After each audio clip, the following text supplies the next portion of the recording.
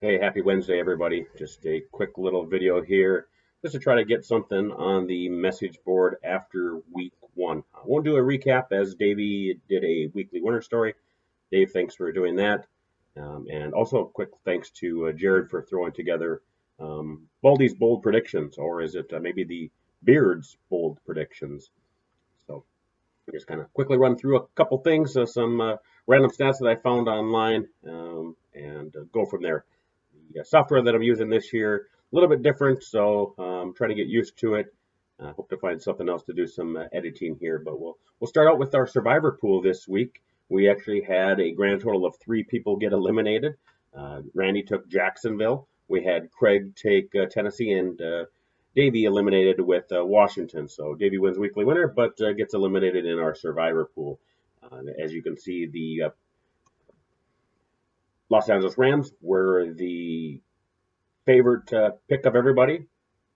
So we'll see who this week's favorite is. I got a couple of different leans. I'm actually thinking Arizona, Kansas City. You can't discount Tampa Bay. All very good selections to go with. Actually, before I get into too much, I'm going to shamelessly plug the mobile app that some of you should be playing. And if you're not, do it, download it. I know Lance, Joey, myself, and Jared sometimes play. It's that SuperSquares mobile app. I'll throw the information how to download it on the screen. You actually will see, I'll put a screenshot up. One of Joey's good friends, Chris, had actually won an $800 electric bike.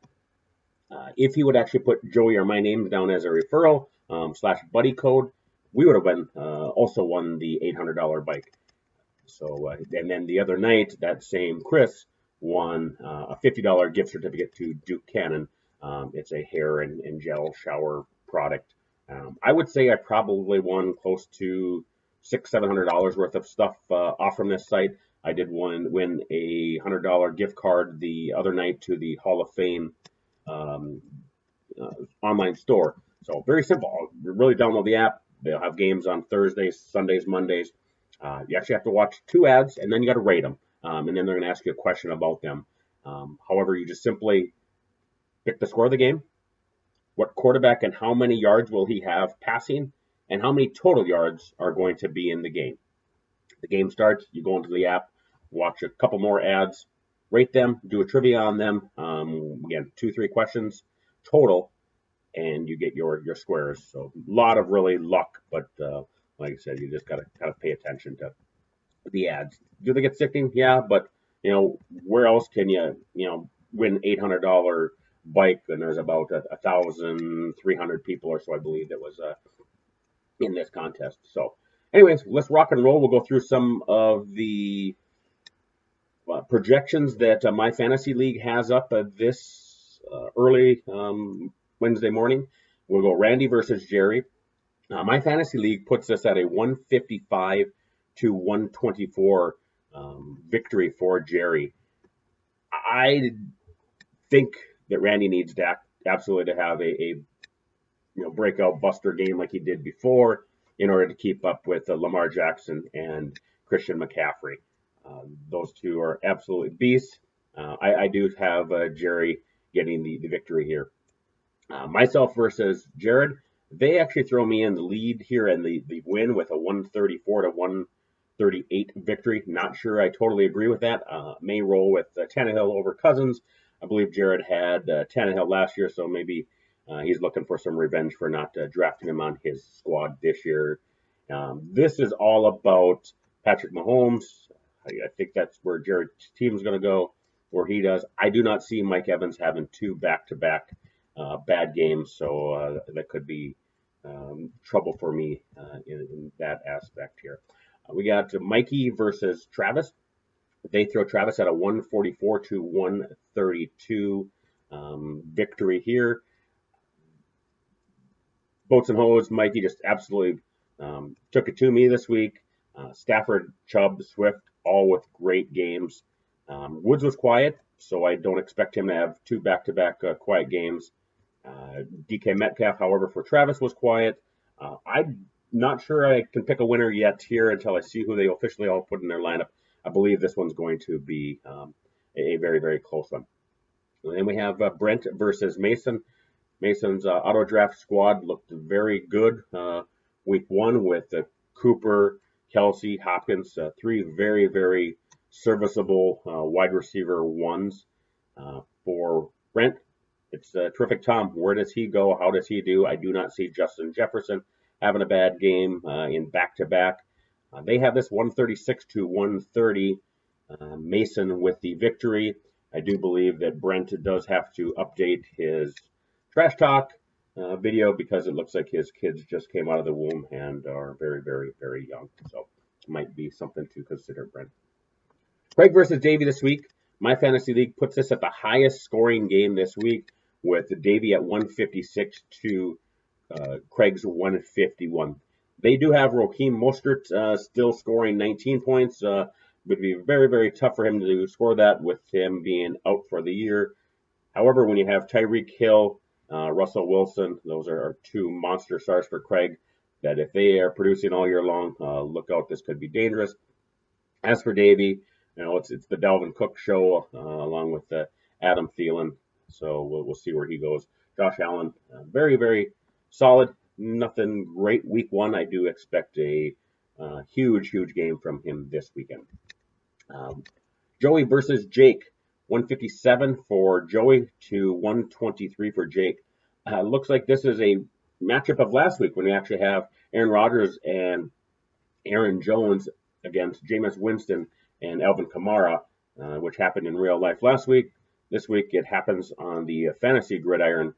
They have Joey absolutely destroying Jake, so we'll see how this actually plays out. They're not giving Jake any credit whatsoever for his wide receiver core, throwing a couple of guys in single digits.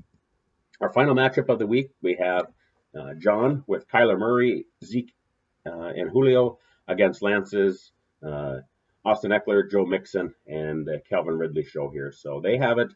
Very, very close matchup, 143 to 137. I didn't like what I saw with Austin Eckler week one. I'll show you a couple stats here in a moment. How he was utilized, wasn't utilized as good as I would have hoped he would have been. So I do expect a week two rebound from him. So just a couple stats that I was talking about. Something that stood out for me was some discouraging week one snap rates. Dalvin Cook was, along with DeAndre Swift, were only on the field for 68%. Now, don't get me wrong, that's a ton of snaps.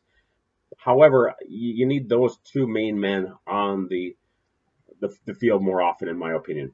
James Robinson was at 62%, and as stated before, Austin Eckler, 59% of the snaps. So, again, I know it's week one, it's early, you're not getting, you don't want your studs out there the whole time. However, you look down below, you have Najee Harris, Darnell Mooney, and Darrell Henderson. They were all at 90+% snap rates as well. So we're talking about not using, those young fellows or your studs. Look at Najee Harris. He was on the field for 100% of the snaps for his team. Now, a little discouraging for George Kittle fans. 39% of the snaps that he was in on the field, he actually was blocking. I do not like that. That dude needs to be running those routes. He's got plenty of mismatches, so do not have George Kittle block there. Make sure he is running passes. Luckily, San Fran still got the victory. However, that might have been one of the reasons that it was closer than it really should have. Really interesting stat, with Devin Singletary, Darrell Henderson, and James Robinson. They were lined up in the slot or the wideout double digits times this past week. Going back to running backs, we saw Najee Harris on the other list that he had the snap rate. He was out there for 100% of the snaps. Here is listed by other running backs. As we said, Henderson was at 94, CMC at 89, and Zeke was out there for 82. That Zeke statistic really surprised me, as it seemed like he was out drives 2 and 3, and even more of that for having a quiet game and being out there 82%. Seems very low. Now, involvement rate. Looks like when Najee Harris was out there, he was used in 86% of those snaps that he was out there. So as you can see, he didn't have a huge game. However, they really, really tried to get him involved at least running routes, not sitting back there blocking all the time, etc. Just a quick stat, not many people have a whole lot of tight ends on their roster, but just shows that when these tight ends were out there, here's what they ran for routes. Tyler Higbee and Logan Thomas led the way. So that's really kind of all that I had for this week. Thanks for everybody for making the draft that those did. Don't forget to also get in your confidence pool picks. Even if you're late to the crowd, you can definitely do it. We're doing it for $5 for those that wanted to. Remember, we are dropping off your worst week. So Brent had 62 this week. If he scores above that all year long, this 62 will drop off. So after week 18, we'll take your worst score, drop it off. So if you happen to miss, it's not the end of the world. So get those picks in early. Make sure you go in, double check that they are there. Again, it's not for a huge pot or anything, but it's just like I said, we're looking for $5 winner to take all. So best of luck. Get those lineups set. Get your free agents bids in there. Hopefully that works all right. It does appear that when I checked it, it looks like it was running correctly. But if not, shoot a message on the message board, write a story, send me a text, and we can take care of those issues because it seems like year after year we have some sort of issue that happens to arise when trying to put in some blind bidding systems, etc. So anyways, I said this video would be short. However, we're rolling on almost on 12 minutes. So I do apologize for that. Hey, have a great Wednesday. Have a great week. And we'll see you in the next video.